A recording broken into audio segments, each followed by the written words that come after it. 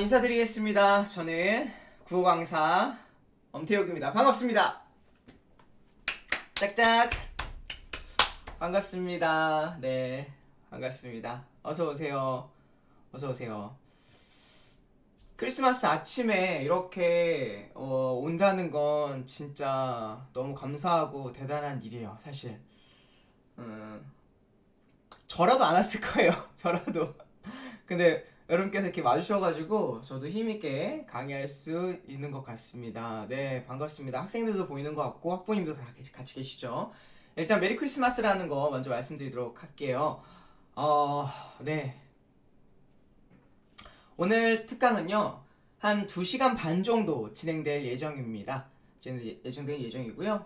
그리고 오늘의 주제는 말씀드렸던 것처럼 수능과 내신에 있어서 독해 특강 어떻게 진행할지에 대한 이야기를 좀 해보려고 합니다. 네. 아무래도 코로나다 보니까 우리가 만날 일이 없잖아요. 그래서 항상 저도 국영수 콘서트 같은 걸 했던 것 같은데 그 콘서트도 이제 못해요. 그래서 제가 생각했던 것이 온라인으로 인사를 드려야 되겠다. 그래서 이렇게 인사를 드리고요. 우리 학생들도 지난번에는 대치동에서 화장문 특강 정도 했었죠. 그때 한 400명 정도가 현장 강의를 들었는데 이번에는 또 그런 일이 어려워졌으니까 여러분들께서 이제 이렇게 온라인으로 볼 수 있는 기회가 된 것 같아요. 이 나름의 장점을 한번 잘 유지해 보도록 하겠습니다, 여러분. 자, 일단 제 특강은 전체적인 룰이 있어요. 이 룰을 잘 따라 주셔야 여러분들께서 즐겁게 수업을 임하실 수 있는데요. 자, 수업을 듣다가 제가 막 웃긴 얘기를 한다, 재밌는 얘기를 한다 그러면요, 하하, 자기가 피식 거렸잖아요. 그럼 여기다가 피식 이러고 이렇게 엔터를 치고 바로 댓글을 써주셔야 돼요. 그래야만이 여러분들이 제가 소통이 되고 있는지 알 수 있고요. 겁나 웃긴다, 막 키키 배꼽 잡고 웃었다, 그럼 키키 웃어 주셔야 돼요. 아시겠죠? 이렇게 쳐주셔야 되고요. 그 다음에 만약에 공감이 된다, 맞아 이렇게 쳐주셔야 돼요. 그러니까 머릿속에서 나오는 모든 말들을 그대로 타이핑 치고 계셔야 됩니다. 이게 우리 수의 기본적인 룰이에요. 그렇죠. 이렇게 정신없이 채팅창에 올라와야 돼요. 그렇지 않습니까? 예. 맞아. 이거지. 어림없지. 그래서 읽으시면서 공감되는 부분들은 공감되게, 그리고 또 어떤 마음에 안 드는 부분 있으시면 언제든지 마음에 안 든다라고 말씀해 주셔도 좋습니다. 채팅 즐기는 편이에요. 그러니까 우리가 저 굉장히 잘하는 편입니다. 강의는 학생들이 얼굴이 보이고 표정이 보이고 태도가 보이니까, 그죠? 보이니까 이게 에너지를 받고 저도 피드백을 해줄 수 있지만 온라인은 안 보여요.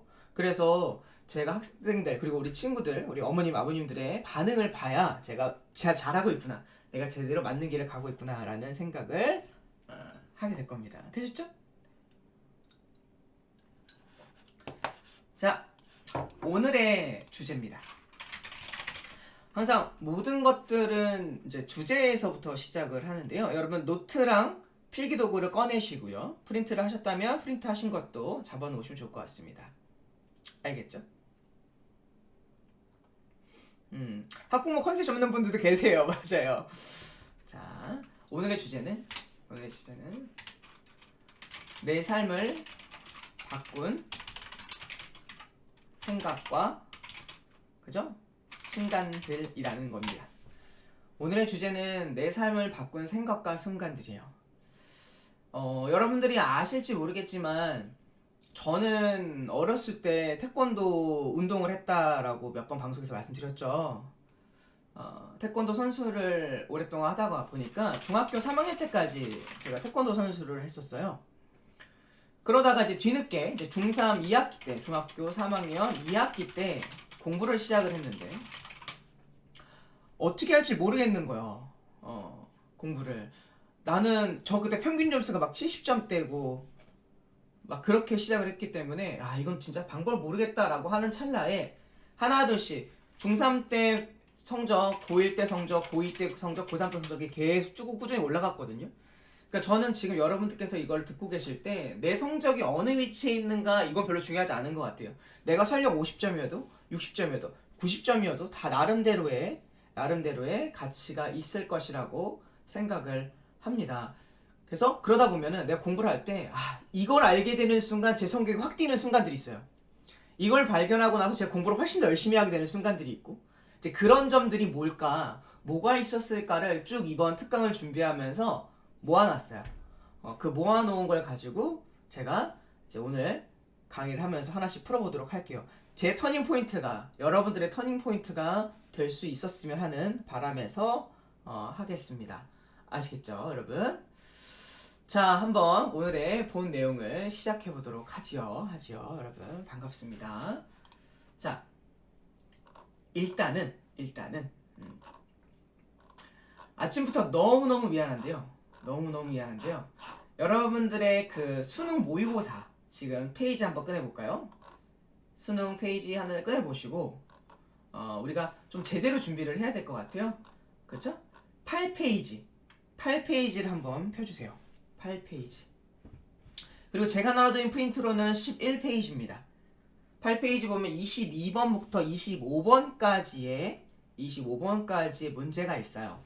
그렇죠? 소설 지문이네요. 보니까 서영은 선생님의 사막을 건너는 법입니다. 이번 특강은 사실 지난번 설명이랑 달라요. 이번에는 정말 전 강의만 할 거고요. 다른 재미 요소도 분명히 있겠지만 정말 진지하게 학생들에게 도움이 되는 이야기를 해야 되기 때문에 강의 위주로만 진행을 할 겁니다. 그래서 여러분께 좀 진지하게 참여해 주시면 좋겠어요. 자, 시간을 드리도록 하겠습니다. 대략적인 시간 없으신 분들은 화면으로 보시거나 인터넷 보셔야 돼요. 이거 꼭 준비하셔야 된다고 좀 말씀을 드렸거든요. 네. 지금부터 시간을 드릴 테니까 한 10분 정도 제가 드릴게요. 10분 정도 준비되셨나요? 자, 10분 뒤에 다 푸신 분들은 채팅창에 다 풀었습니다 라고 말씀해 주시면 됩니다. 아시겠죠? 자, 제 얼굴 화면을 좀 이제 끄도록 할게요. 자, 준비하시고 10분 뒤에 바로 10분 정도 드리겠습니다. 22번부터 25번까지 풀어주시면 됩니다. 자,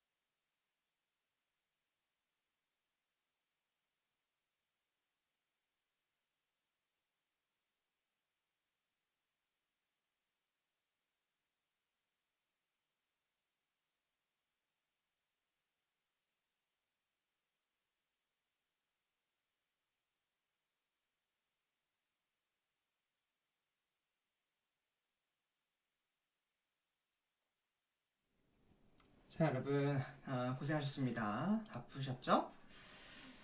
자, 시간이 분명히 많이 남았을 거예요.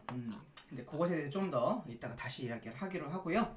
먼저 저는 이제 인트로로 여러분들의 이제 어떤 상황을 파악을 했으니까 이야기를 조금 사실 해보도록 할게요. 자, 이 전면에 보이시는 이 기사가 제가 이번에 12월 8일날 동아일보에 올렸던 내용인데요. 자, 요것을 같이 한번 살펴보는 시간 좀 가져보도록 할게요. 이제 유의미한 내용인 것 같아요. 자, 먼저 국어는 능력이 아니라 태도다 라고 말씀을 드렸습니다. 그렇죠? 여러 번 이야기를 했던 것 같은데요. 능력이 아니라 태도다. 자, 국어를 어떻게 하면 잘할 수 있을까요? 저는 이 질문을 들을 때마다 늘 의아한 마음을 갖습니다. 이미 충분히 잘하고 있는데 무엇을 더 잘해야 한다는 말일까? 한국어를 나라의 언어로 사용하는 사람들 치고 언어 구사 능력이 없는 사람을 드물다. 국어는 모든 순간 우리와 함께한다. 그렇다 보니 한번 언어 습관이 잘못된 방향으로 굳어버리면, 혹은 한번 공부 습관이 잘못된 방향으로 굳어버리면 이것을 나중에 고치려고 부단히 노력해도 쉽게 바뀌지 않는다는 겁니다.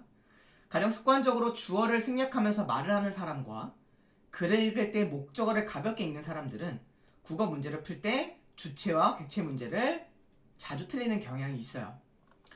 국어는 능력이 아니라 태도다. 그리고 글을 읽는 방법이다. 내가 평소에 언어를 구사하면서 어떤 잘못된 태도와, 즉 여러분들 제가 오늘 설명해 이 강의의 본 목적은 여러분들이 하고 계시는 잘못된 공부 방법과 태도들을 바꿔나가려는 의도가 있는 겁니다.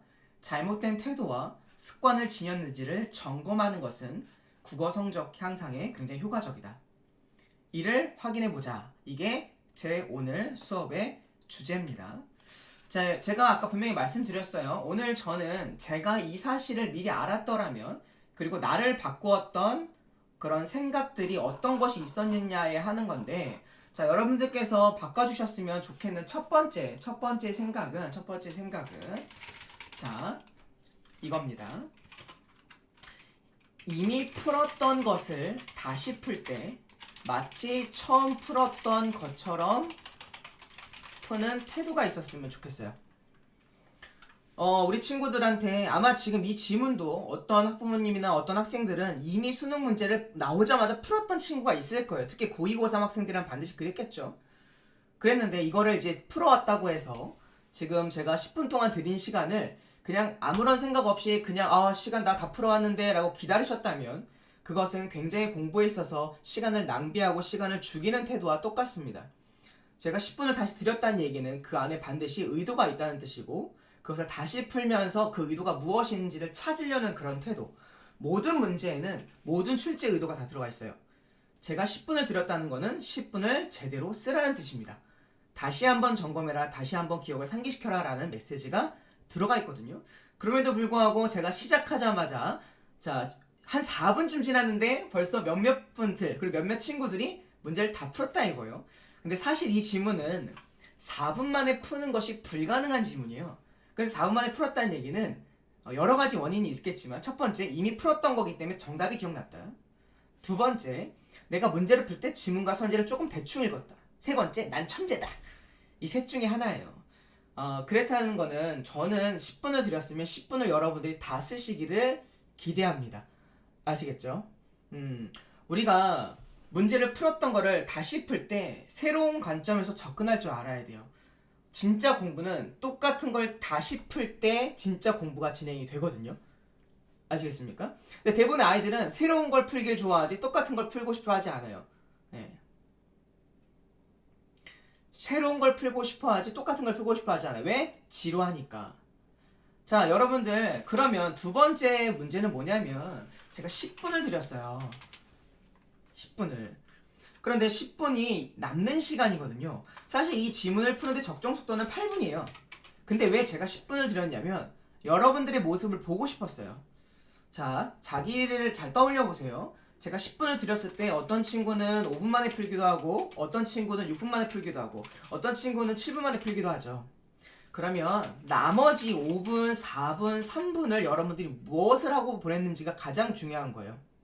가장 중요한 거예요. 자, 제가 문제를 다 풀었습니다. 풀고요. 학원에서 똑같아요. 여러분들 학원 선생님 문제 풀라고 하죠. 그래서 시간을 줍니다. 그리고 다 풀고 나 다 풀었다. 그리고 펜 돌리고 있고 멍 때리고 있고 언제 끝나나 엄쌤 얼굴 오늘은 잘생겼네. 오늘 옷은 뭘 입었네.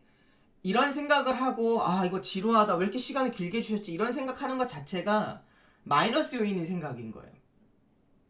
마이너스인 요인인 생각인 거예요. 아시겠죠? 되게 중요한 포인트입니다. 그 나머지 4분 동안 뭘 해야 되는 거냐면 저 사람이 10분을 준 건 그 10분을 어떻게 하면 다시 내가 꽉 채워서 오답을 정확하게 맞추겠는가. 내가 실수한 부분 없나, 내가 놓친 것은 없나 라고 보는 태도가 있으면 여러분들 10분을 공부하더라도 1시간 이상 효과가 있어요. 그냥 멍하니 앉아가지고 문제 풀고 풀라면 풀고 들으라면 듣고 그런 식의 공부를 하면은 절대 여러분들이 성적이 나오지 않습니다. 제가 말씀드릴게요. 태도가 바꾸지 않으면 성적은 오르지 않아요. 아시겠죠? 자, 그러면 질문을 다시 한번 해보죠. 자, 일단 여러분 정답을 한번 제가 맞춰볼게요. 정답을 맞춰볼게요. 22번 정답은 2번, 23번 정답은 1번, 24번 정답은 1번, 25번 정답은 4번입니다. 여러분 2114. 자, 다 맞추셨습니까? 다 맞추다 손 한번 들어보세요. 나 다 맞췄다. 2114. 그러니까 우리 서진님께서 8분 푸고 2분 동안 던짓했다고 하는 것이 되게 바꿨으면 좋겠는 태도예요. 다 맞추셨죠? 하나 틀리셨죠? 잘했어요. 자, 굉장히 잘했어요. 다 맞출 수도 있고 하나 틀릴 수도 있고 또 어떤 친구들은 이제 막 학년이 바뀌어서 시간이 모자랄 수도 있습니다. 잘 알고 있어요. 자, 그러면 이제 제가 궁금한 게 있어요. 이런 생각도 해야 돼요. 이런 생각도. 제가 10분을 드렸는데 한 5분 만에 풀었어요. 5분 만에 다 풀고 5분 다 풀고 한 개를 틀린 사람이 있죠. 반면에 10분 동안 다 풀고 12분 동안 10분 만에 다 풀고 다 맞은 사람이 있으면 이 두 사람 중에 1번 사람 중과 2번 사람 중에 누가 더 공부를 잘하는 친구예요? 1번 경우가 5분 만에 다 풀었어요. 시간 남았어요. 근데 하나를 틀렸어요. 두 번째, 시간이 오바됐어요. 그런데 다 맞췄어요. 그러면 어떤 사람이 공부를 잘하는 친구예요? 전자요? 후자요? 1번이요? 자, 여러분 결론은요. 둘 다 못하는 친구예요. 이건 둘 다 못하는 친구입니다. 예. 명백하게 둘 다 못하는 거예요. 자, 첫 번째 친구가 해야 되는 공부 방법과 두 번째 친구가 해야 되는 공부 방법은 다릅니다.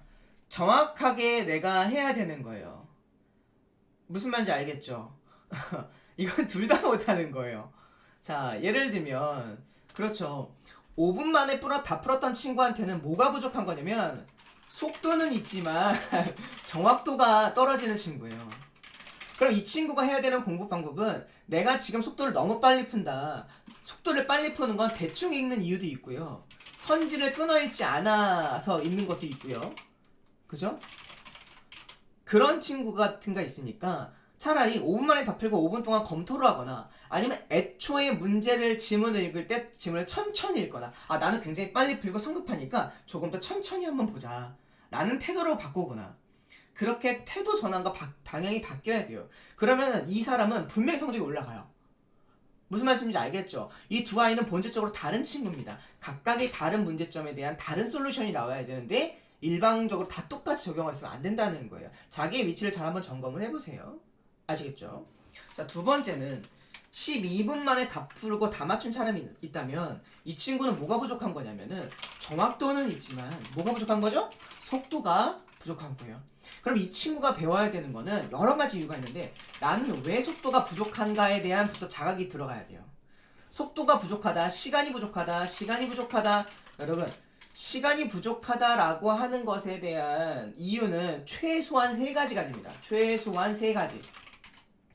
절대 학원 가서 선생님 저 그냥 시간 부족해요 이런 식으로 얘기하면 여러분들은 큰 코 다쳐요. 강사들이 원하는 대답, 자기에게 유리한 대답으로 유도할 확률이 있어서 여러분들은 정확하게 내가 어떻게 시간이 부족한지를 알고 파악하고 계셔야 됩니다.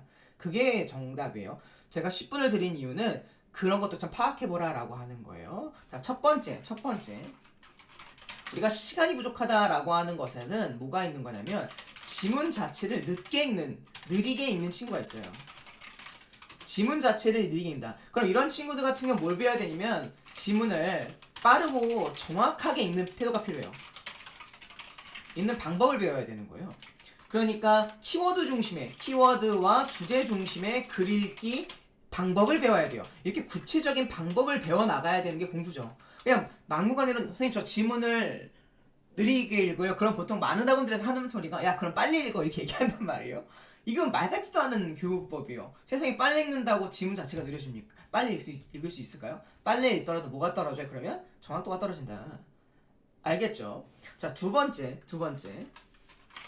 자, 이 친구는 지문 자체를 굉장히 적정 속도로 읽는데 뭐가 부족한 친구냐면은 그쵸? 어려운 한 문제를 오랫동안 시간을 끄는 친구들이 있어요. 이래도 시간은 부족해요. 아시겠죠? 이래도 이 친구는 시간이 부족해요. 그러니까 다시 말하면 이 하나, 둘, 셋, 네 개의 문제 중에 세 문제는 정상적으로 풀었는데 한 문제를 내가 미련이 많아서 못 넘어가고 있는 거예요. 한 문제를 막 3분, 4분씩 풀고 있는 거예요. 문학은 그래도 좀 괜찮아요. 비문학에서 이런 일을 만나면 여러분 5분 순삭이요. 그냥 끔살이요, 끔살. 5분 만에 날아간다 이게요. 자, 그러면 이제 비극이 시작돼요. 내가 5분을 날리잖아요. 그 5분을 날리면 무슨 일이 일어나냐면 심리적으로 내가 시간이 부족하다는 거 알아요. 아시겠어요? 내가 시간이 부족하다는 것을 압니다. 그러면 마음이 급해져요. 마음이 급해지면 다음 지문이 잘 안 읽혀요. 선지를 대충 봐요. 그러면 뒤에가 다 망하는 거예요. 이게 그냥 애들이 소위 얘기하는 모의고사나 수능이나 시험 때 엄마 나 말렸어 이거지. 결론 말렸어. 얘기 이내용이에요 이게. 네. 한 방에 다 말리는 거예요. 정확하게 이걸 바꿔야 돼요. 이런 일이 단 한순간도 일어나면 안 됩니다, 여러분. 단 한순간도. 그래서 수능은 총 45문제가 있는데 절대 45문제 중에 절대 단 한 문제도 시간을 오래 끄는 그죠? 못 넘어가는 문제가 없어야 돼요. 그래서 고등학교 공부의 가장 필수는 내가 모르면 바로 넘긴다예요. 가장 빠르고 정확하게 넘기는 게 중요해요. 왜? 어차피 돌아오면 돼요. 시간을 다 쓰고 이렇게 넘기면 시간이 반드시 남아요. 그럼 다시 돌아오면 된다. 이것도 시간이 부족한 원인이다. 예. 아시겠습니까? 이거를 좀 잘 잡으셔야 돼요. 예. 그러니까 내가 태도만 바꾸면 이거는 능력이 아니라고요. 태도라고요, 본질적으로. 자, 세 번째. 이런 친구들이 있어요. 세 번째 어떤 친구가 있냐면은 모든 문제를 다 조금씩 느리게 푸는 친구도 있어요. 전반적으로 다 조금씩 느려요. 아시겠죠? 아, 참고로 여러분들의 인터넷 속도가 끊기는지 안 끊기는지를 결정하는 요소가 결정적이에요, 여러분들. 그래서 저는 앞으로 이렇게 인터넷 강의를 많이 들으셔야 된다면 인터넷을 좀 높은 걸로 바꾸시길 권해드립니다. 아마 학교에서도 온라인 강의가 많이 진행이 될 거예요. 저도 이거 방송하려고 인터넷 바꿨거든요. 네. 저 이것 때문에 컴퓨터도 새로 사고 방송도 인터넷도 새로 깔았어요. 저는 문제 없어요. 네. 죄송해요. 제가 고쳐드릴 수가 없네요, 여러분. 네. 자, 세 번째는 뭐냐면 모든 문제를 다 조금씩 느리게 푸는 친구들이 있어요. 이 친구 같은 경우는 뭐냐면 너무 꼼꼼한 거예요. 자, 그러면 이 친구가 배워야 되는 건 뭐냐면 문제를 푸는 태도 안에는 정답법과 속어법이 있다라는 사실부터 인지를 해야 됩니다. 아시겠죠? 정답법과 속어법이 있어요. 정답법이라는 건 뭐냐면 1번, 2번, 3번, 4번, 5번이 있을 때 1번은 모르겠어. 2번도 읽었더니 모르겠어. 현지 모르겠어. 너는 알겠어. 너는 모르겠어. 그러면 4번 찍는 거 이런 걸 정답법이라고 합니다. 반면에 속어법은 달라요.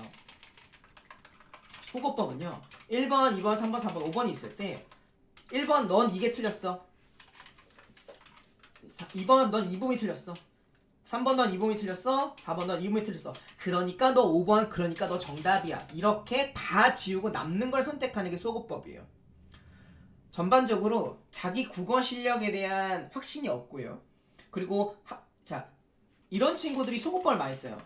자기 국어 실력에 대한 확신은 없고 잘 풀었던 기억이 적은데 공부에 대한 부담은 많고 잘 풀고 싶잖아요.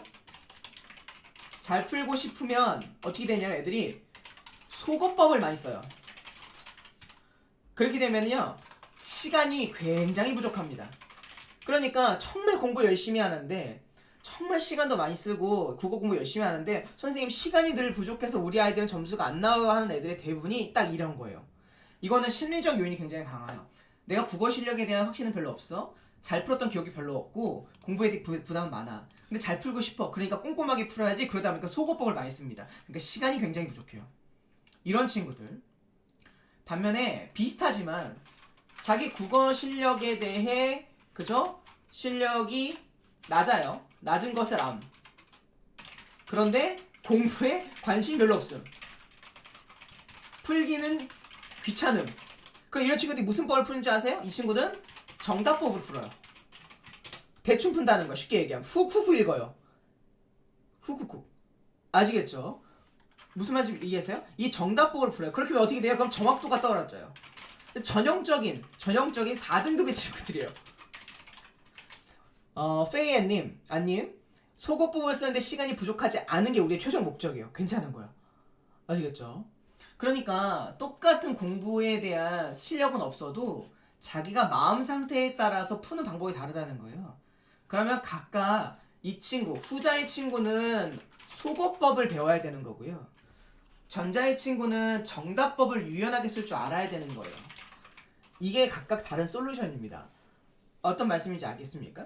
모든 문제, 45문제는 어떤 문제는 빨리 풀고 어떤 문제는 천천히 풀고 어떤 문제는 꼼꼼하게 풀어야 되는 것이 다 달라요. 그것을 같은 거라고 보는 태도 자체가 이미 마이너입니다.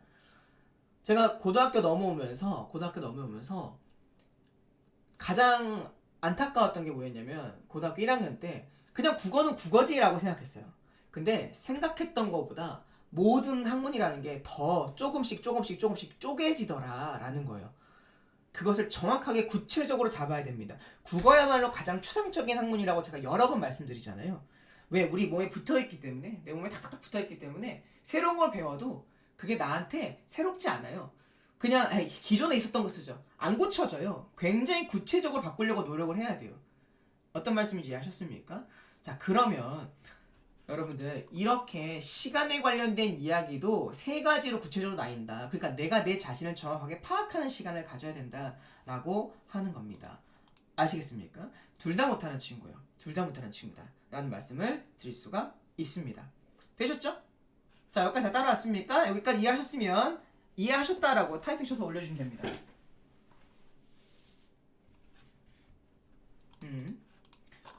자, 내가 어떻게 시간이 부족한지 정확하게 알고 계셔야 돼요. 되셨죠?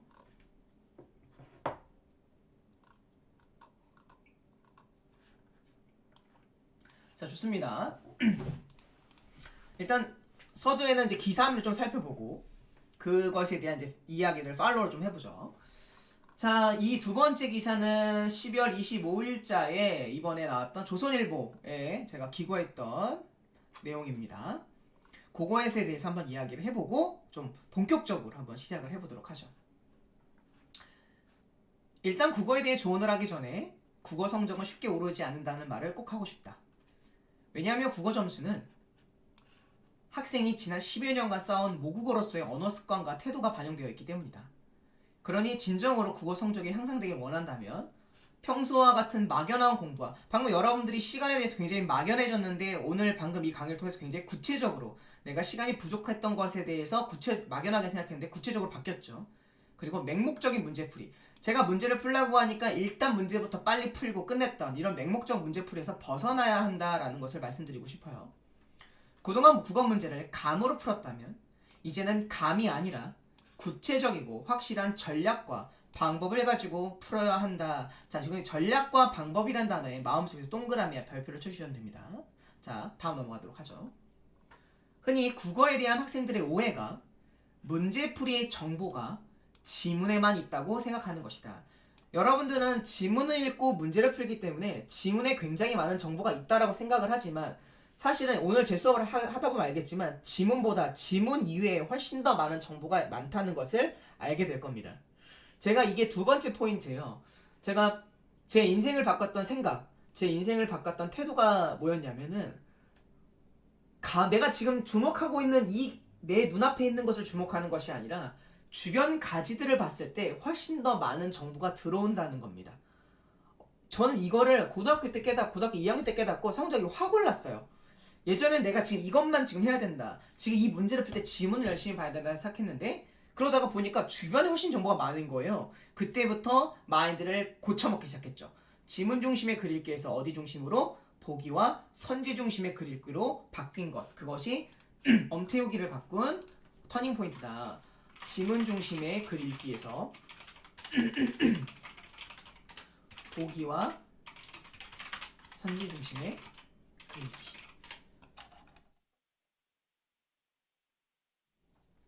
이해하셨습니까? 예.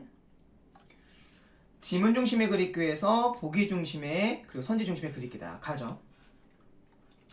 지문만 지엽적으로 본다면 문제 해결의 실마리가 뚜렷하지 않다. 오히려 정보는 지문보다는 보기와 문제 자체에 드러나는 경우가 더 많다. 자, 여러분 지난번 설명에서도 설명을 했는데 수능 문제는요 문제 해결이에요. 문제 해결이 제일 중요해요. 그래서 자, 우리가 교통사고가 났다 칩시다. 교통사고가 삐뽀 났어요. 그러면 누가 와요? 교통사고 처리해주는 보험회사 직원이 오겠죠. 그 직원이 와서 하는 행동을 잘 보면 우리 문제풀이, 수능 문제풀이 해결이 실마리가 다 있어요. 모든 진리는 하나로 귀결되거든요.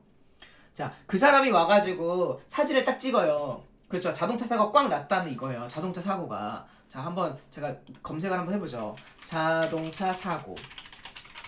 그죠? 그랬을 때, 사고가 났을 때, 자, 그죠?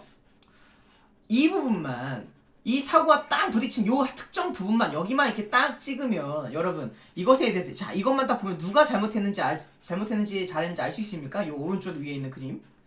정확하게 모르죠.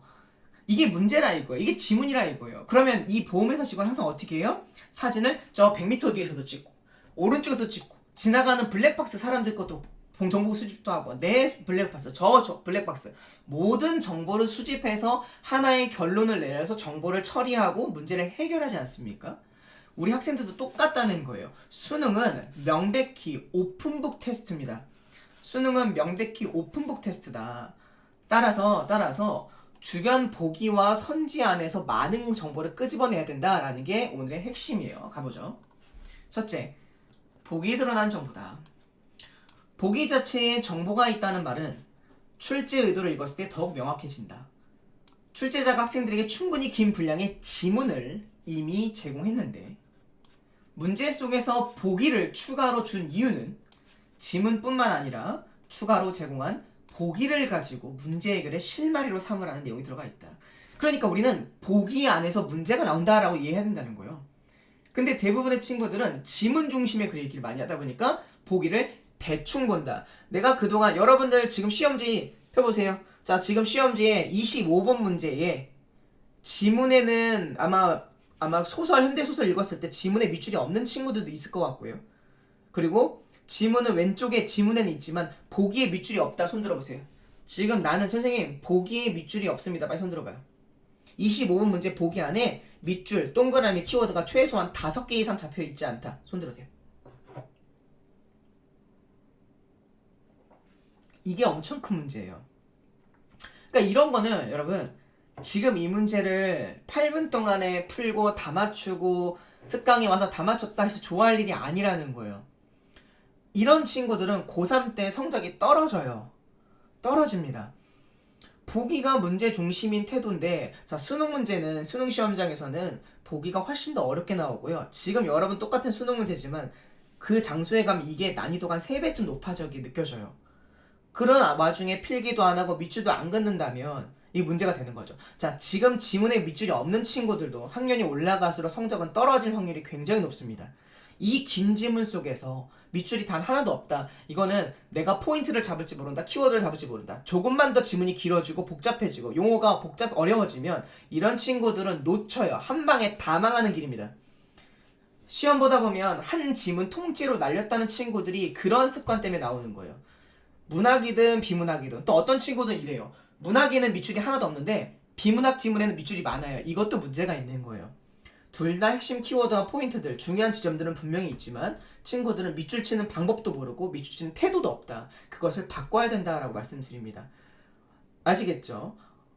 수능 1등급 받는 친구들 중에 만점을 받는 친구들 중에 밑줄이 없는 친구는 거의 없어요. 정말 특출나게 뛰어나지 않는 이상. 아시겠습니까? 그걸 좀 기억하셔야 돼요. 보기에 밑줄이 없다. 지금 고쳐야 된다라고 생각하시면 됩니다. 다음, 보기의 중요성은 여기에 그치지 않는다. 학생들의 관점에서 보기 문제는 주로 3점짜리 고난도 문제로 인식된다. 아이들은 보기를 보면, 그대들은 보기를 보면 어려울 것 같다라는 미연에 약간 방어 기제가 있어요. 괜히 약간 조금 쫄려요. 보기 괜히 어려울 것 같아. 짜증나요. 길고요. 그렇기 때문에 심리적으로 거부감이 있습니다. 제가 여러분에게 바꾸고 싶은 태도 중에 하나는 보기를 부정적으로 생각하지 말라는 겁니다. 자, 하나 더. 자, 보기를 부정적으로 생각하지 말아라. 여러분, 보기는요, 긍정적 요소가 훨씬 많아요. 아마 제 국내기 수업을 듣는 친구들은 들었던 친구들은 잘 알 거예요. 보기만 가지고도 문제가 풀리는 경우가 많죠. 근데 대부분의 아이들은 보기에 대해서 진입장이 굉장히 높아요. 굉장히 그동안에 많이 틀렸던 경험이 있죠. 그 틀렸던 경험이 보기만 보면 심장을 떨리게 만들고요. 짜증나고 하기 싫게 만드는데 사실 생각보다 보기에는 긍정적 요소가 다분하다. 무슨 뜻이냐?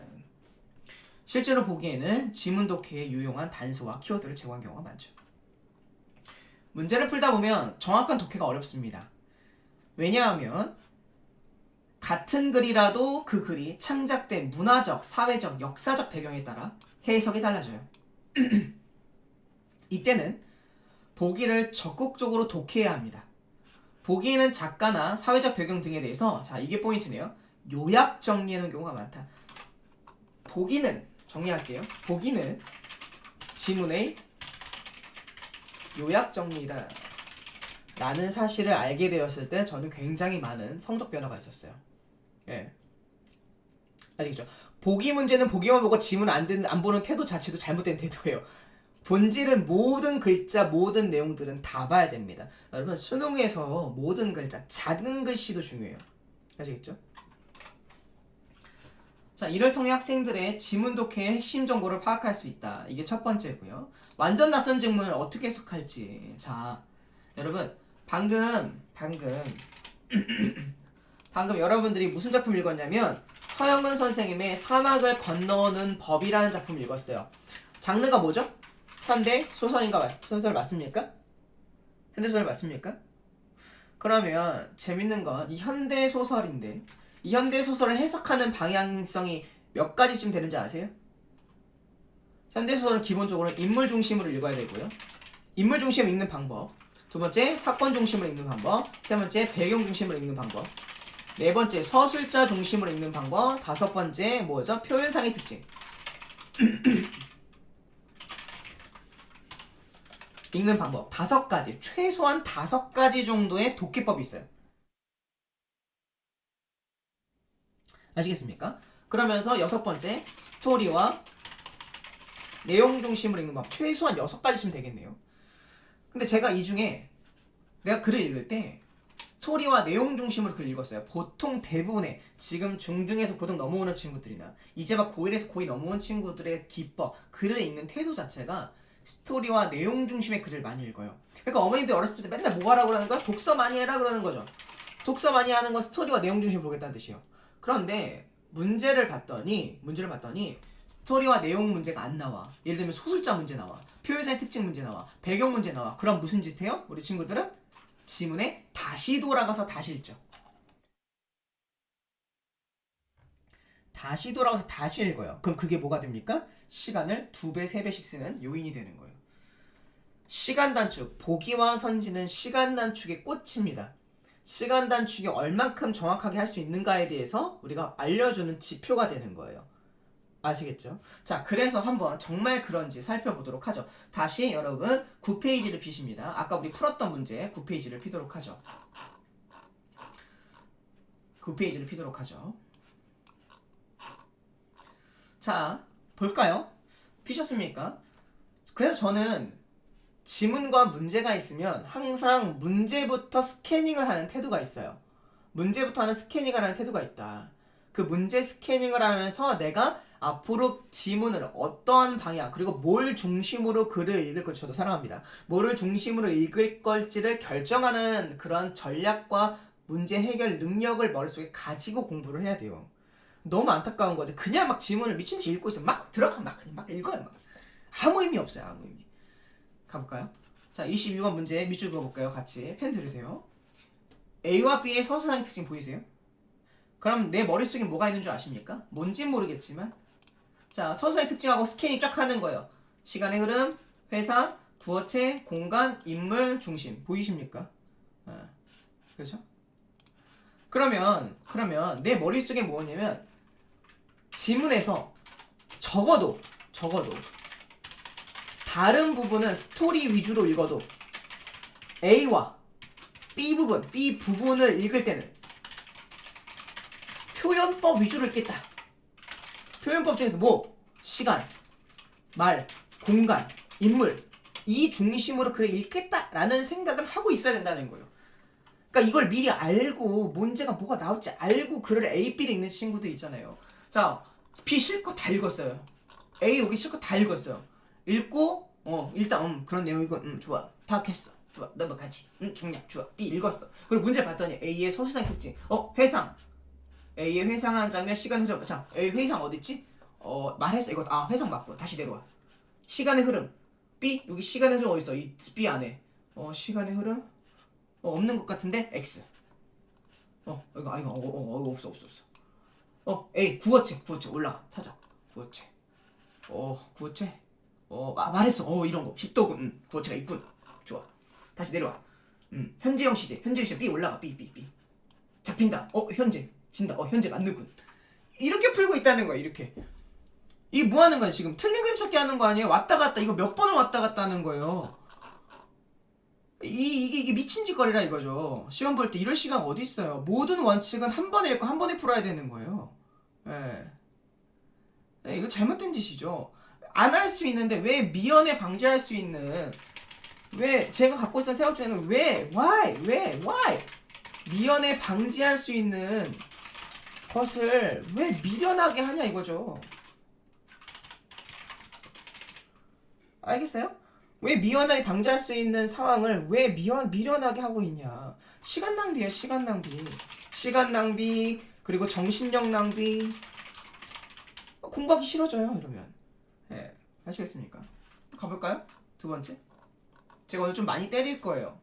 아까 그 엉덩이에 그 보형물 지금 그 엉뽕 있죠? 엉뽕 그거 하나씩 차고 들으세요.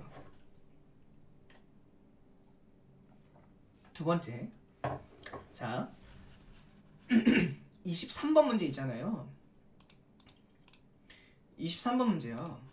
자 위글에 대한 이해를 읽어요. 자 23번 문제 여기 여러분들 퀴즈를 한번 내보죠. 23번 문제를 읽으면서 여러분들은 뭐 어떤 정보를 끄집어낼 거예요?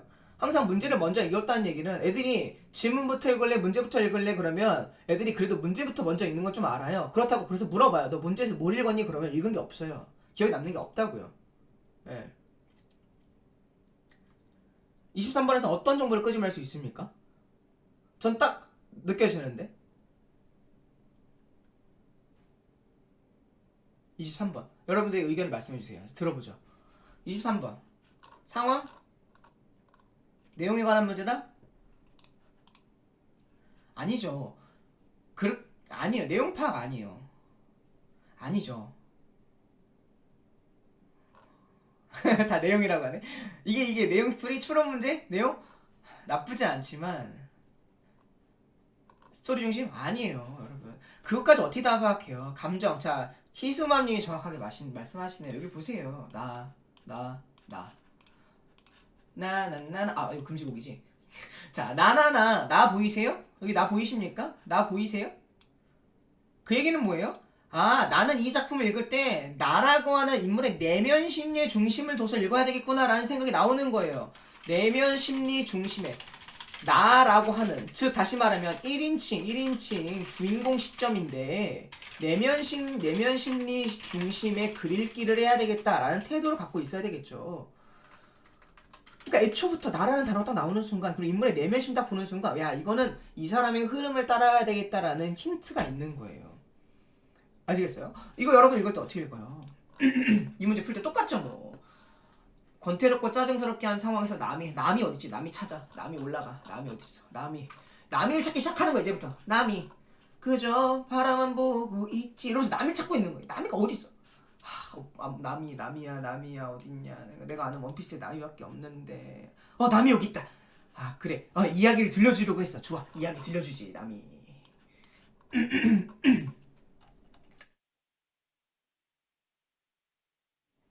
아시겠어요? 네. 맞아요. 흡사 미야차키 게이죠. 그러니까 이런 짓을 하고 말도 안 된다. 그렇죠. 어머님들을 위해서 남이 준비했습니다. 네. 여기 나는 디고지를 향해 음료수. 그래, 음료수 떨어졌어. 음료수 어딨어? 음료수가 음료수 떨어지면 오키. 맞아. 다시 올라와. 그리고 간 김에 끝까지 다 보고 오지. 다시 또 곤란하. 그래서 또 찾아. 음료수 찾고 다시 곤란한 또 찾아. 다시. 이렇게 아시겠습니까? 네. 이런 짓을 계속하고 있었다. 맞죠? 자, 여러분 24번 문제는요. 자, 여러분 24번 문제에서 느껴지는 바는 뭐예요, 저? 24번 문제에서 느껴지는 바가 뭡니까?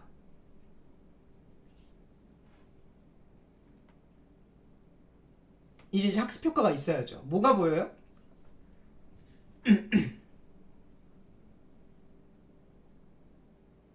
A, B? 맞습니다. 또요? O 4개? 수연이 맞습니다. 노인에 대한 나의 생각? 나와 노인의 심리? 그렇죠. 현준 씨가 정확하게 맞죠. 부금술사 정확하죠. 역시 내 제자는 다르군요. 글 보세요. 그러니까 이거를 정독하는 게 아니라 문제를 먼저 본다는 건 스캐닝을 한다는 거잖아요. 스캐닝을 한다는 얘기는 이렇게 딱 눈에 보여야 되는 거야. 눈에 보이잖아. 이거 봐요. 이거 봐. 이게 눈에 어떻게 안 보여? 난 이게 이해가 안 가네. 아시겠습니까? 근데 물론 저도 고등학교 1학년 때 이렇게 못 봤어요. 이게 못 봤다는 거예요. 이게 중요한 거예요. 못 보던 놈이 보려고 노력하니까 보이더라. 이게 태도다. 국어는 능력이 아니다.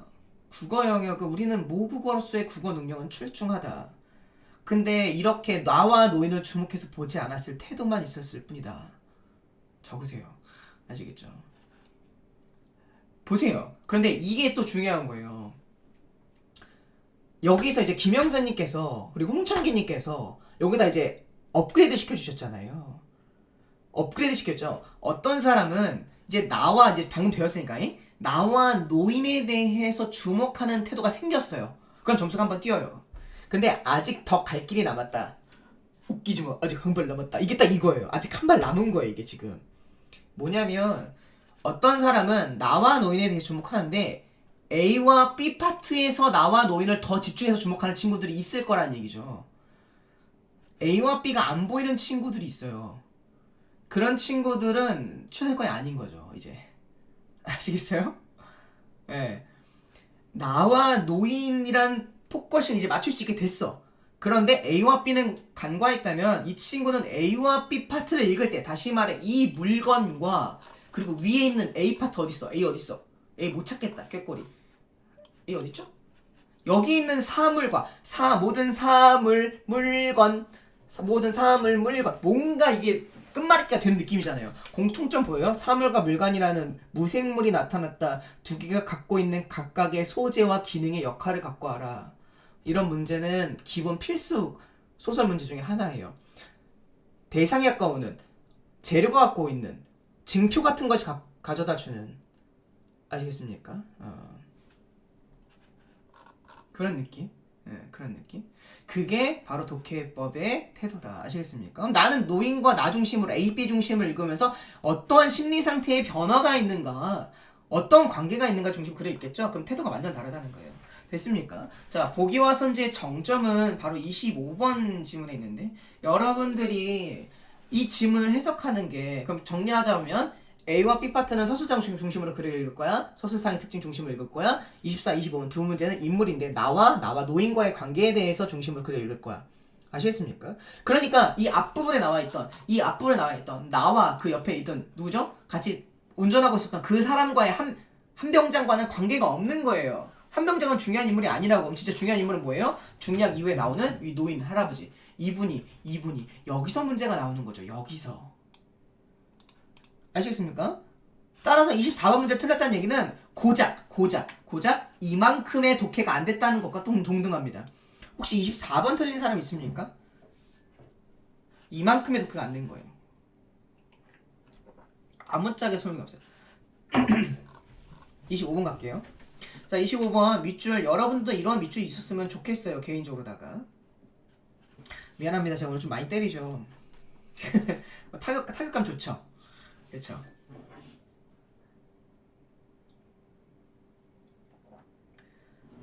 좀 살살 때릴까요, 여러분? 이유경님께서 너무 세게 때리는 게 아니냐라고 말씀하셔가지고 조금 약하게 한번 타격감 조절해볼까요? 뭐 원하는 대로 해드릴게요. 뭐 저는 얼마든지 할 수 있어요.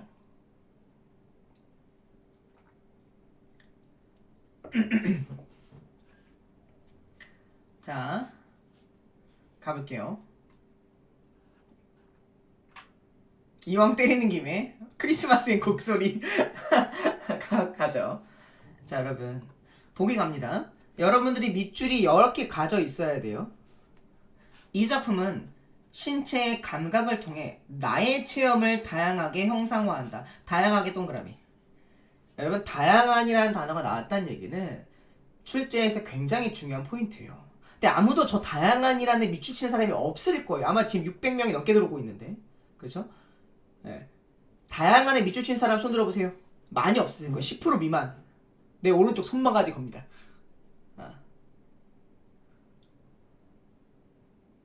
다양한. 근데 이 다양한이라 우리 뽀짱님 대단하십니다. 아지님. 역시 뭐 제 제자들은 무조건 기본이죠. 지금 올라온 애들 다 제자들. 웬만하면 제 제자들이요. 네, 아닌가? 아님 말고. 은교 그봐 다 우리 다 있네 여기.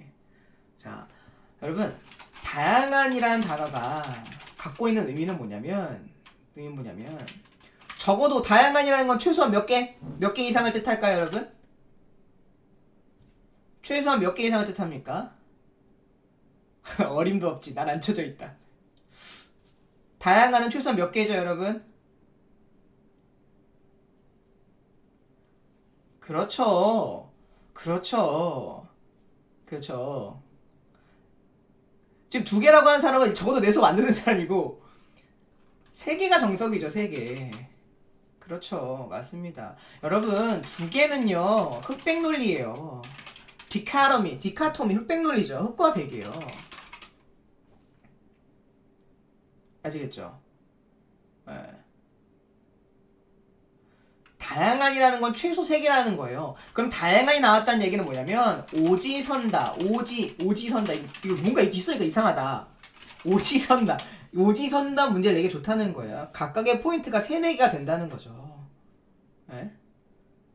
그러니까 문제로 출제하기 되게 좋아요. 그래서 문제 보다 보면 지금 독해하다 보면 다양한이라는 키워드가 정말 많이 나옵니다. 그걸 딱 보는 순간 뭐가 다양한데 다양한 게 최소한 뭐뭐뭐가 있는데 라는 생각을 갖고 있어야 돼요.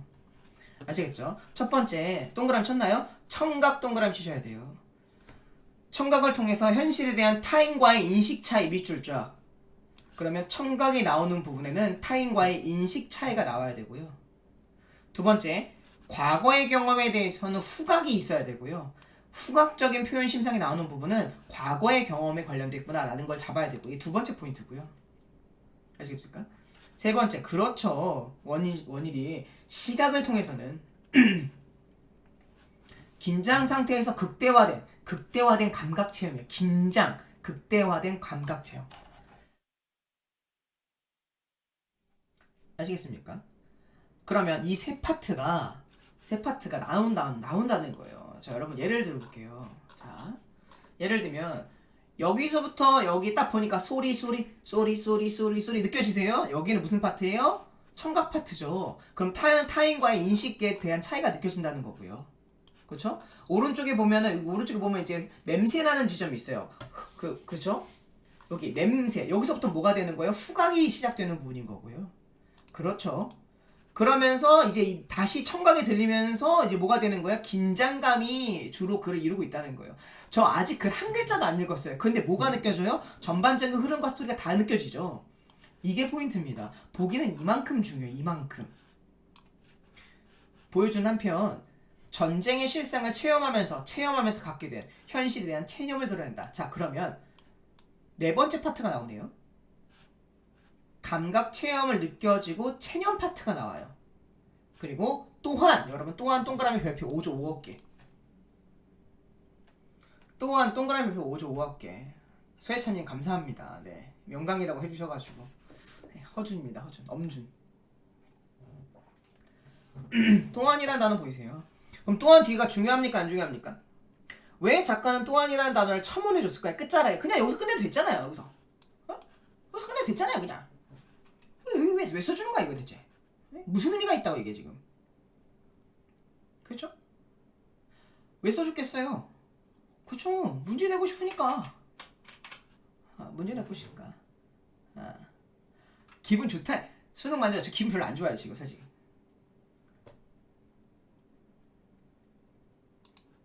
사실 별로 기분 좋진 않아요 지금. 시작부터 저도 한 대 맞고 시작해가지고 마음이 좀 상해 있어.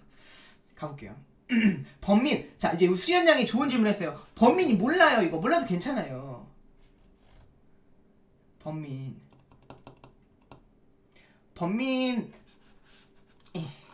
그거 알려줘야 되겠다. 안 알려주자 그랬는데. 자, 우리 수연 양만 대답하세요. 모르는 단어가 나오면, 그쵸?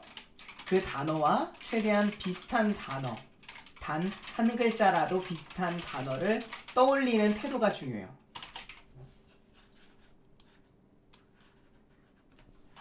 우리는 보통 모르는 글자가 나오면 모르는 단어가 나옴. 그럼 아이씨 몰라. 내가 이걸 어떻게 알아? 이게 우리의 기본 프로세싱인데. 알겠죠? 그렇죠? 붉은술사. 그렇게 하지 말고 이제는 바꿔보자. 이제 태도를 바꿔보자. 모르는 단어가 나옴. 이거랑 비슷한 거 보이지? 이거 아님? 이렇게. 여러분, 자, 민이 있어요. 자, 아는 글자 이거랑 비슷한 단어 하나 몇 개만 대봐요. 우리 수연 씨 대보세요.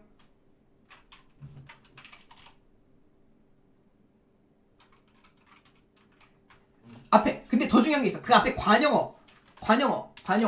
자, 생기는 범민. 생기는 그렇죠? 좋아요. 아니, 수연이가 왜 이렇게 많아? 여기 그렇지. 고민. 그렇지. 이거지. 그거 봐요. 이거 봐요. 연민도 좋아요. 이럴 수 있어요. 고민, 연민, 범민 다 돼요. 그런 단어를 떠올리는 거 되는 거예요. 연민을 떠올려도 좋아요. 떠올린 걸 가지고 자 생각해보는 거예요.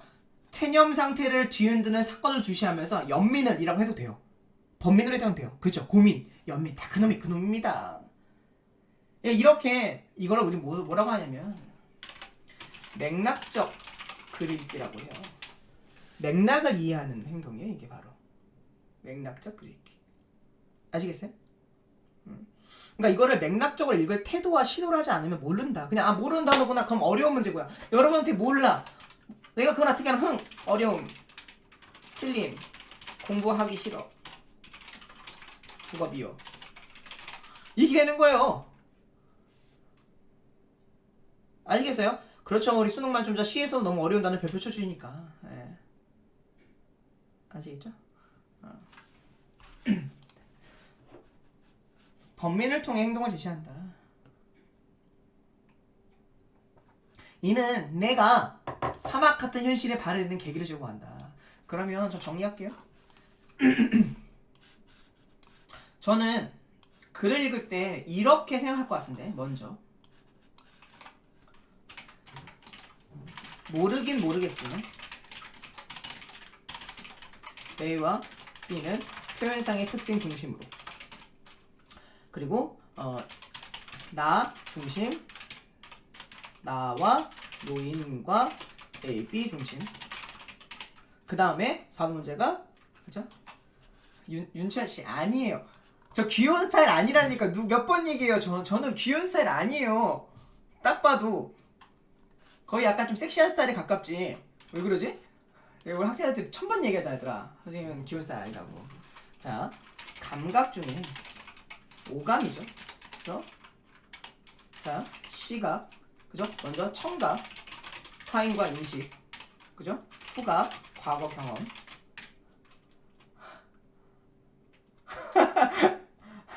어이없네. 시각, 뭐예요? 긴장, 그죠? 감각. 그 다음에 스토리상, 체념, 법리, 현실. 이 녀석들. 그만 채팅 올려요. 빨리 수업 들으란 말이야 지금. 빨리 가자고. 자, 저라면 문제를 빠르게 먼저 스캐닝하면 이렇게 방향이 잡혀 있을 것 같아요. 이 태도를 가지고 저는 공부를 할 것 같아요. 이해하셨어요, 여러분? 자기가 이렇게 할 준비 됐어요? 그죠? 이게 보기와 선지 안에 들어가 있는 정보다. 알겠죠? 지금 천은경님께서 한 말씀을 올리셨는데요. 정말 중요한 말이에요. 지문을 읽으면서 시간 단축하려고 비슷한 감각을 사용하는 관영어들은 거의 훑고만 지나가는데 안 좋은 습관인가요? 네, 안 좋은 습관입니다. 관영어는 절대 훑으면 안 되는 녀석이에요.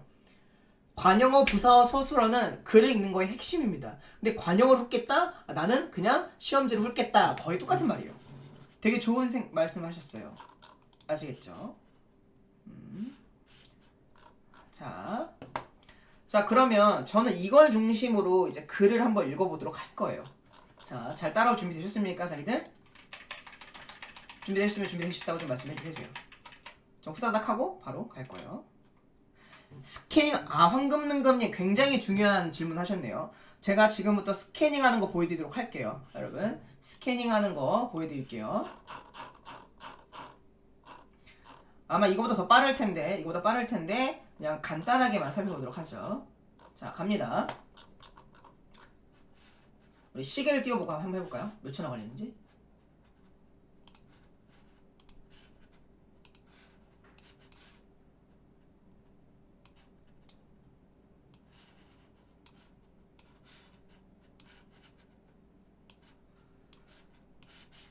자, 준비 시작. 다시. 제가 형광펜으로 칠해드릴게요. 제가 지금 읽고 있는 지점, 주목하고 있는 지점. 다시 여기서부터 시작.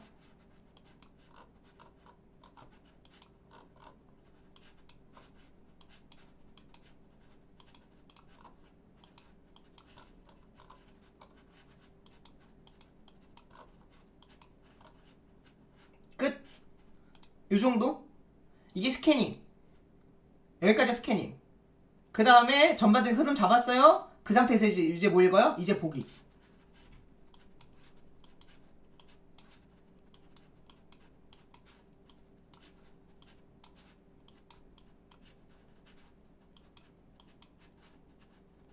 끝. 보기. 제가 지금 마우스로 밑추셔서 제대로 못 치지만 훨씬 더 이거보다 좀 빠를 거예요. 네. 그러니까 방금 이 속도를 읽고 아까 같은 정보가 머릿속에 있어야 되는 거예요. 네. 이게 원래 글을 읽는 최상위권의 글을 읽는 속도예요. 제대로 보신 적 없죠?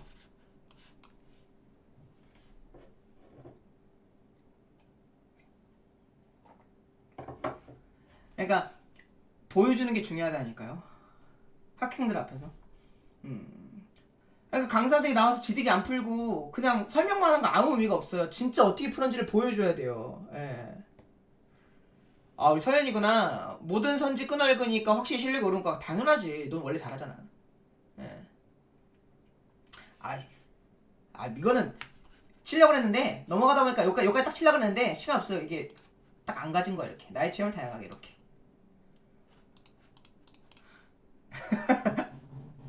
아시겠죠? 그렇게 되는 거예요. 그러니까 이렇게 먼저 딱 스캐닝하러 나면 뭐가 있다 머릿속에 이게 있는 거죠. 이렇게. 그러니까 이걸 가지고 글을 읽기 시작해야 돼요. 아시겠죠? 우리 본질을 봅시다. 지엽적인 것에 너무 매몰되지 말고요. 나가. 알겠죠? 자, 한번 가볼게요. 같이 간단하게 읽어보면서 넘어가도록 하죠. 소령님 어떤 게 목에 갑자기 뜬금 감사는 뭐죠? 왜 감사하신 거죠? 자, 갑니다.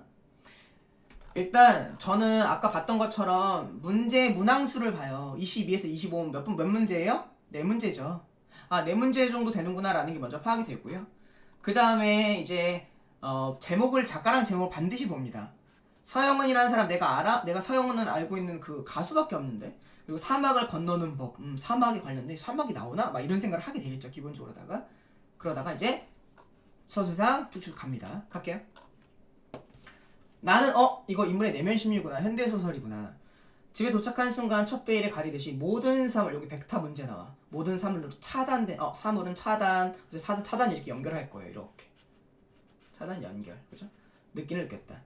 집에서 만난 첫날 아침 나는 이상한 비현실 속에 맞았다. 이런 전선에서 두 소리, 종소리, 청각적 심상이니까 아까 전에 타인과 인식. 팀이 노래, 수돗물 흘려치면 웬 소리일까라고 중간 걸 주위를 둘러봤다.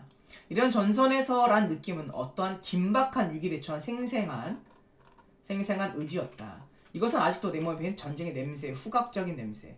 그런데 두부 종소리, 육아행 같은 것도 나는 뭔가 맥이 탁 풀리는 것 같았다. 내 안에 있는 긴박감에 비해서 박은 너무도 무의미하고 태평스럽고 아까 태평함, 패덕스럽기까지 하도 남이도 아까 남이 나왔던 인물 중에 한 명 있었지? 학교 공부도 떨어뜨렸으면 밥이 날아갔던 예지 없다. 나는 그것들과의 관계를 다시 시작하던 관심이 없다. 저 지금 글 날려 읽고 있는데 또박또박 읽어드려요? 아니면 이렇게 날려 읽어도 괜찮아요? 실제로 제가 읽는 속도를 최대한 구현하기 위해서 날려 읽고 있는데 실제 수업할 때 좀 더 또박또박 하는 편이에요. 어떻게 해드릴까요? 여러분 따라오실 수 있죠? 그쵸? 오케이. 날리니까 뭔가 좀 있어 보이지 않아요? 이렇게 날려도 괜찮죠? 네. 나날이 권태스럽고 짜증스럽기만 했다. 이때 나는 내 안의 긴장에 대해서 적어도 숨김없는 그 진실에 대해서 누군가에게 말하려 애써 보았다. 그러나 이해하는 사람이 없었다. 제가 지금 방금 이 부분을 읽을 때 천천히 읽었죠? 제가 이 부분 읽을 때 천천히 읽었죠? 왜 천천히 읽었게요? 왜 천천히 읽었게요?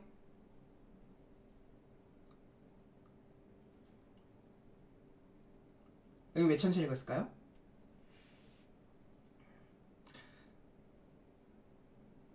정확합니다. 맞아요. 첫 번째는 내 심리가 직접적으로 드러나는 이유가 있기 때문이고요. 두 번째는 맞아요. 이 문단의 마지막 부분이라서 그렇고요. 두 번째고요. 알겠습니까? 세 번째는요. 그러나라는 역접사가 보였고 그 다음 줄 볼까요? 그렇다라고 하는 굉장히 짧은 압축적 표현이 나와요. 그 얘기는 뭐냐면 이 부분과 이 부분, 이 두 문단은 서로가 뭔가 다른 부분이다 라고 하는 것이 인식이 되기 때문에 그래요. 맞습니다. 그러니까 글 독해를 할 때 모든 부분을 다 똑같이 날려 읽으면 안 돼요. 더 천천히 읽어야 되고 더 정독해야 되는 부분이 있고 좀 더 생각해서 멈춰줘야 되는 지점들이 있어야 되는데 우리 친구들은 모든 걸 거의 다 똑같은 비중을 읽어요. 아니죠. 어려운 부분을 천천히 읽어요. 여러분, 어려운 부분을 천천히 읽는 게 아니라 중요한 부분을 천천히 읽는 겁니다. 다시 한번. 어려운 부분을 천천히 읽는 것이 아니라 중요한 부분을 천천히 읽는 거예요. 정독하는 거라고요. 이해하셨어요? 그렇죠? 자, 그러면서 이해하는 사람이 없었다. 그렇다. 이제 생각이 난다. 며칠 전 다방에서 일이. 이 사람은 글쓰기 태도 보세요. 그렇다 마침표. 이제 생각난다 마침표. 며칠 전 다방에서 일이 마침표. 이 사람의 글쓰기 방식 굉장히 독특하지 않습니까? 이게 이 사람의 화법이라는 거예요. 독특한 표현이 나오면 뭐한다? 밑줄 그어라. 우리 친구들 알고 있죠? 선생님한테 수업 들었던 친구들. 그죠? 실내엔 담배 연기가 꽉 차있고 선정적인 허스키로 여자가 느린 곡조로 노래를 들려주고 있다. 어쩌다가 내가 남이에게, 자 다시 천천히 읽을 거예요. 어쩌다가 내가 남이에게 그 이야기를 들려주려고 했는지 알 수가 없다. 나는 다음과 같은 이야기를 시작했다. 알겠죠? 시작했어? 그러니까 여러분 한 문제 바로 풀리네요. 나는 일상을 권태롭고 짜증스럽게 느낀 상황에서 남이에게 전쟁의 경험담을 얘기한다. 정답 몇 번? 1번. 이렇게 푸는 거죠. 이걸 왜 돌아옵니까? 이걸 왜 돌아와요? 정확하게 풀 수 있는데. 됐습니까? 가볼까요? 다시. 자, 문제 풀었어요? 자, 갑니다. 이번에는 이해하고 계시면 이렇게 여러분 그 육성으로 머릿속에 생각나는 말 다 타이핑 치셔야 된다고 그랬어요. 여기까지 이해했는지 안 했는지 알아야 제가 다음 넘어갈 수 있어요.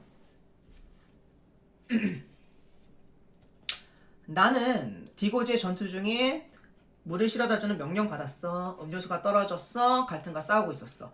T에서 거기까지 80km였어. 저는 일단 여러분 D라는 단어와 T라는 단어를 분명히 동그라미 쳤을 거예요. 현대소설 이론 중에 이렇게 특정한 지명, 예를 들면 뭐 백사고지라든지 아니면 뭐 을왕리라든지 뭐 이런 누북리, 이렇게 명확한 명칭이 아니라 D라는 단어, A라는 단어, P라는 단어, 이렇게 어떠한 알파벳 문자화로 시켰다는 얘기는 뭐냐면, 이것이 가지고 있는 상징적 의미가 뭐냐면 그 특정 지역만이 아니라 모든 대상, 이 당시 모든 세상이 그러한 경향성을 보이고 있다라는 일반론적 대표성을 띄워요. 이런 단어가.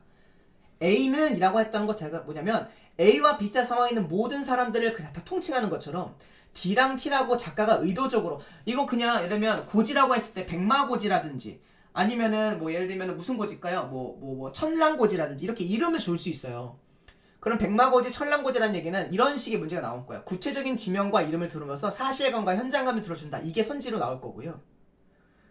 근데 이렇게 구체적인 이름이 아니라 D나 A나 P나 이렇게 이 문자화를 시켜줬다는 얘기는, 그 얘기가 뭐냐면은 이 녀석 자체가 대표성을 띈다.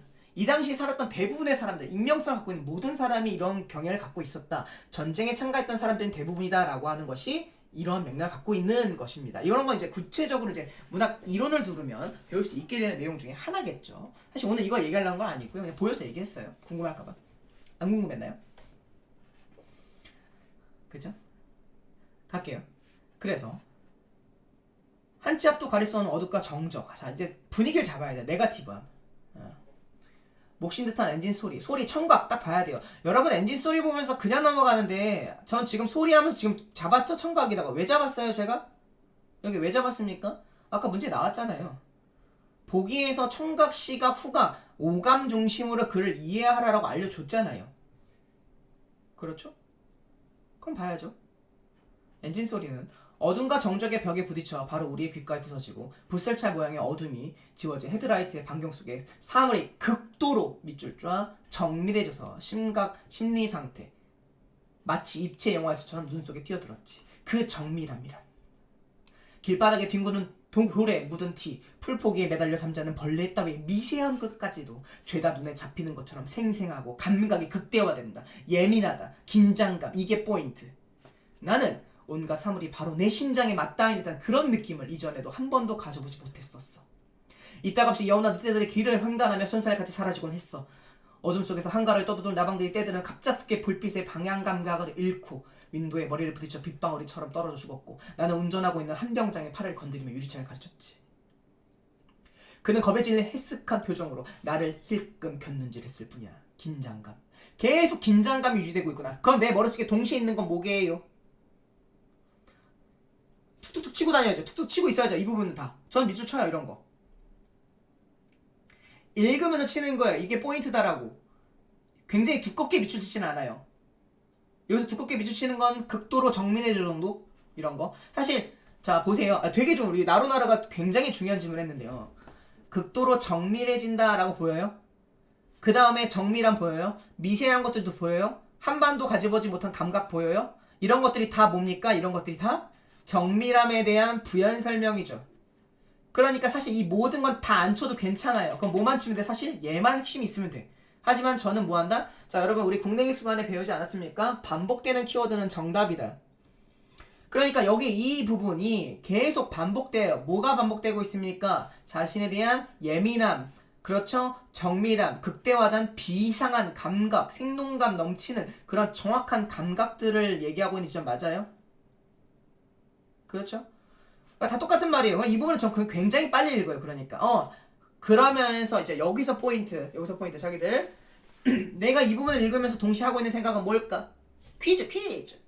엄쌤은 이 부분만 읽어 내려오면서 아 그래 정밀한 맞아 이렇게 생각하면서 무슨 생각을 동시에 하고 있을까? 진짜 오늘 다 알려준다 진짜. 진짜 오늘 이거 듣고 내 속 안 오는 거 아니지 얘들아? 다 배웠어. 이제 엄쌤 넌 단물 다 뽑아 먹었어. 약간 이 느낌인데. 이용 시각적 심상이 들어간다. 나쁘지 않아요. 또요. 시간 아끼겠다. 나쁘지 않습니다. 이 문제 나온다. 반복. 그 생각도 합니다. 또요. 정밀함의 반대말은 아니다. 나쁘지 않습니다. 극대화된 감각지원 나쁘지 않아요. 이항 대리보 나쁘지 않습니다. 극대화된 감각 체험. 자, 지금 이렇게 얘기해주는 친구들은 굉장히 훌륭한 친구들이에요. 사실 나머지 530분도 대답하고 계셔야 됩니다. 알겠죠? 이항 대리보 여러분 제가 지난 수업 시간에 이런 얘기를 했던 것 같아요. 인물의 내면 심리도 물론 있고요. 다 맞아요. 여러분도 하시면서 다 맞지만 하나가 빠졌어요. 이게 이제 그대들과 저와의 차이점인 것 같아요. 이거 맞추는 사람 있나? 진짜 궁금하다. 긴장? 맞아요. 근데 사실 여러분들은 지금 요 내용에 대해서 얘기하고 있잖아요. 근데 이 다음 생각을 하냐 못하냐가 진짜 최상위권이냐 만점이냐 아니냐를 결정하거든요. 시간? 아니에요. 시각? 아니에요. 루핑퐁? 인정. 그거예요. 정밀한 감각? 나쁘지 않아요. 재훈 어머님이 비슷해요. 맞아요. 뽀작. 맞아요. 다음 상황 언제 나오냐 맞습니다. 그거예요. 체념적인 요소가 어디서부터가 긴장감이고 그 다음에 체념이 어디냐 이거예요.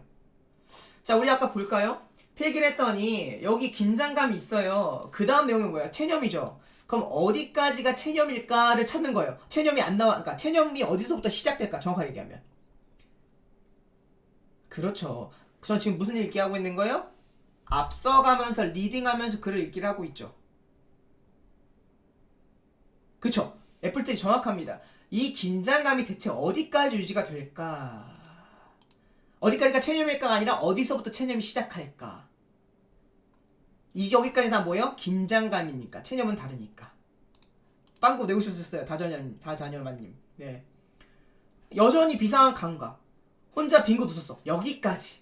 그러니까 이 웃었다는 모습을 보고 이게 체념이 이제부터 시작될 거예요. 이렇게. 그렇게 느껴지는 거야 이제. 아시겠죠?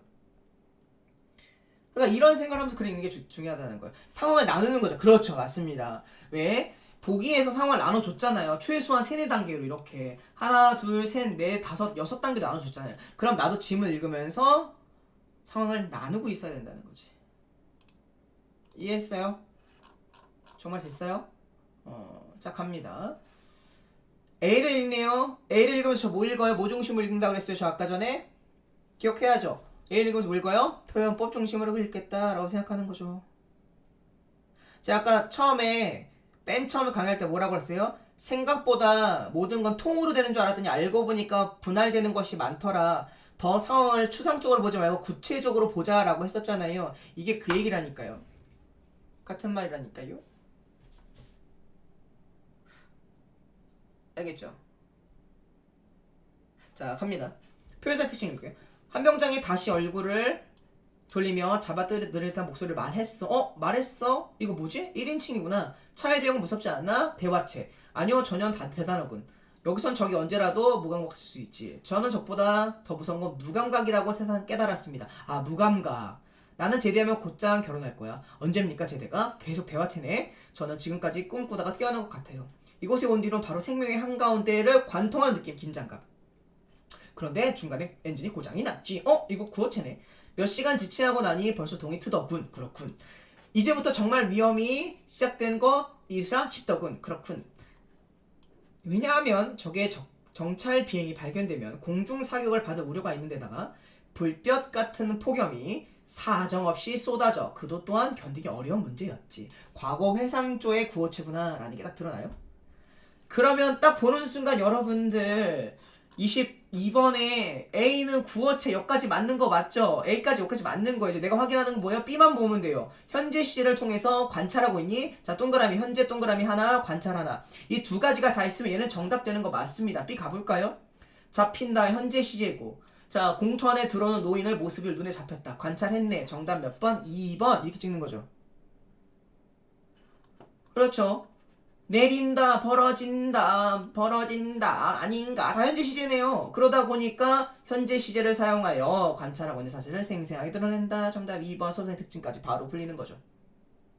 가리? 이해하셨어요? 그러니까 글을 읽는 독해의 이해 수준이 달라진다. 자, 그 다음에 중량이 나왔네요. 홀수형일걸요? 써있잖아요. 홀수형. 주변을 잘 보세요. 알겠죠? 가리? 맞아요. 부금술사님 정확합니다. 가장 적절한 건 다른 보기도 봐야 돼요. 그러니까 전 실제 시험장에서 다른 보기 다 봤을 거예요. 하지만 1번은 정확하게 이렇게 찾았다는 거죠. 판단 근거가 있다는 거죠. 짝수형 풀고 다 틀린 줄 알았어요? 아유, 죄송해요. 훌륭하십니다. 잘했어요. 자, 중량에 대한 이야기 나오지만 중량에 대한 이야기까지 하게 되면 우리 아이들이 배울 것이 없기 때문에 현장에 와서 넘어가도록 하겠습니다. 그렇죠? 난 아까부터 창 옆에 노인이 나타나길 기다렸다. 오늘도 그가 그토록 진지한 얼굴로 잃어버린 물건을 계속 찾고 있을 것인지. 자, 이러면서 이제 심리가 뭐예요? 이제 나와 노인의 관계. 아직 노인 한 글자도 안 나왔죠? 이 앞부분까지. 이제 누구 나와요? 노인 나올 차례 맞아요? 그렇죠? 그렇지. 윤영아 이걸 남겨둔지. 그치. 이게 다 이렇게 다지면 안 돼. 자, 이제 이 뒤에 부분을 봐야 되는 거 맞죠? 노인과 나의 관계성 문제 찾아야 돼요. 대체로 그렇지 못할 것을 나는 믿고 있었다. 그러나 만에 하나라도 이제 이러면서 체념, 동시에 노인과 나의 관계성 플러스 체념, 번면, 현실이라는 키워드를 떠올리면서 글을 읽으셔야 돼요. 알겠죠? 그러나 만에 하나로 노인은 어제와 같은 모습으로 내 앞에 나타난다면 지금 이 무료한 가운데서 어떠한 안정성을 획득하고 있던 나의 생활은 송두리째 무너질지 모른다. 이 체념, 이 삶이 무너질 것 같다. 노인 때문에. 그가 창밖에서 뭔가 열심히 찾고 있는 한 나는 계속 도전을 받은 셈이기 때문에 사실을 좀 더 명확하게 파악할 필요가 있었다. 노인이 찾고 있는 물건의 정체. 물건 나왔네. 이번에 포인트. 정체가 무엇인지 그런저런 것을 알아보노라면 노인의 그와 같은 숙연한 태도와 잃어버린 물건 사이의 상관관계라도 알아야 되겠다. 아무튼 이제 나는 그와 한마디 얘기라도 나눠보지 않으면 못 견딜 것 같았다. 조바심. 드디어 자전거에 이제 B를 나오면서 표현사의 특징 잡아야 되죠. 자전거에 짐을 싣고 공터 안에 들어오는 노인의 모습이 눈에 잡힌다. 그 곁에 개가 종종 걸음을 따르고 있었다. 어제와 거의 같은 장소에서 노인은 자전거를 멈추고 짐을 낸다. 거의 같은 장소 밑줄. 그 얘기는 뭐예요? 이 노인은 바뀌지 않는다. 변화가 없다. 그것을 힌트로 준 거죠. 빛이 파라솔, 괴짝, 연타풀 따위들의 착착이 있는 곳에 놓여진다. 그런데 얼마 후에 나는 그런데 동그라미. 얼마 후에 나를 놀라게 하는 일이 벌어진다. 준비를 끝내 노인은 이내 포장 안에 빠져나와 개를 데리고 물웅덩이 속으로 가는 것이 아닌가. 그쵸?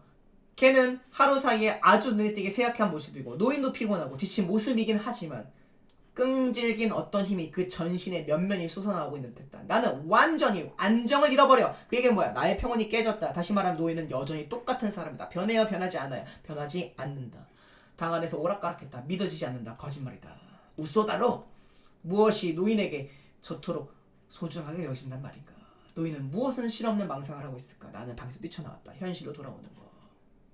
알겠죠? 그러니까 여러분, 나는 노인의 변화. 노인 변했어요? 안 변했어요? 변하지 않았죠. 그전과 똑같은 모습. 밑줄 쫙. 그래서 정답 1번. 변화라는 단어가 함부로 나오면 안 된다라고 여러분 말씀드렸죠, 여러분? 기억나십니까? 25번 문제, 25번 문제. 자, 4번이네요. 방향 감각을 잃은 나방들이 차창에 부딪혀 죽는 것을 목격하는 데서 여러분, 여기까지는 맞는 내용이에요. 맞습니까? 그런데 자, 내가 전쟁의 실상을 깨달음으로써 체념적 인식을 갖게 된 것. 자, 여러분, 체념적 현실 인식을 갖게 된 것인데 이 부분은 어떤 부분이었어요? 긴장감에 따른 감각이 예민해지는 부분이죠. 체념적 현실 인식 갖게 되는 건 어디예요? 그 뒤죠. 따라서 구획화를 시켜줘야 되는 것이 굉장히 중요하다는 거예요. 제가 고등학교 때 깨달았던, 나를 변화시켰던 가장 중요했던 생각 중에 하나가 뭐냐면 지문은 섹션화 되어 있다. 이거 뭐라 하죠? 그죠? 섹션화 되어 있다요. 구획화 맞아요. 그래서 특정한 맥락을 정확히 잡자. 예. 그러니까 전체 아주 큰 그림으로 보면 4번처럼 해석할 여지가 있어요. 왜냐면 저 뒤에는 체념적 여지가 나오거든. 하지만 그 사이에 중략이라는 단어를 통해서 그걸 구별해 준 거거든요.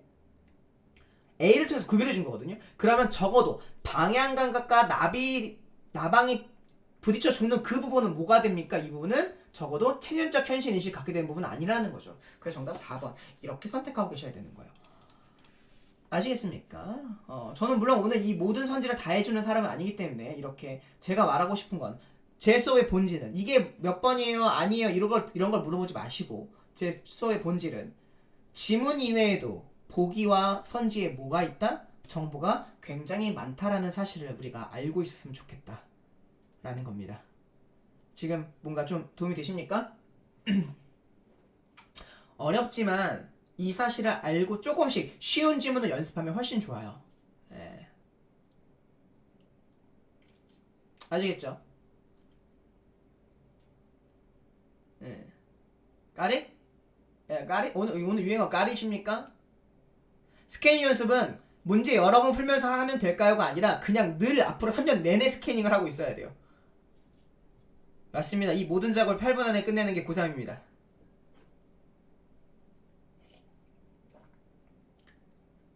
되셨죠?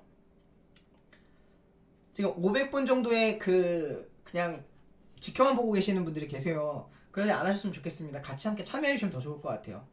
알겠죠? 저 앞으로 1시간 정도 더 할 건데 해도 되나요? 저 쉬는 시간 10분만 갖고 와서 다시 해도 돼요? 크리스마스인데 진짜 미안한데 해요 말아요?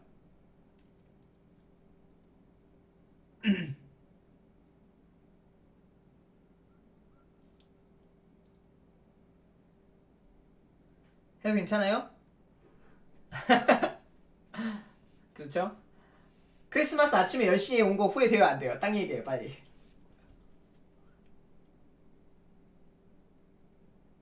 30년 만에 구강이 처음 들어보는데 쏙쏙 들어온다 라고 말씀해주셔서 감사합니다. 네.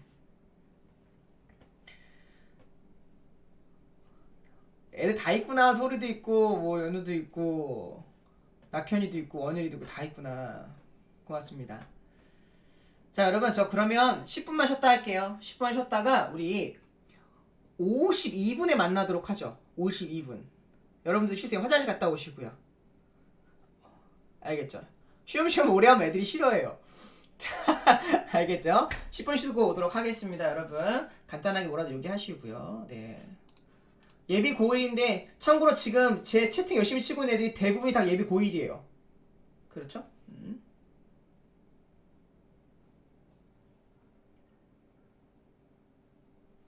고맙습니다. 후회 안 해주셔서. 네. 자, 저는 일단 10분 쉬고 돌아오도록 하겠습니다.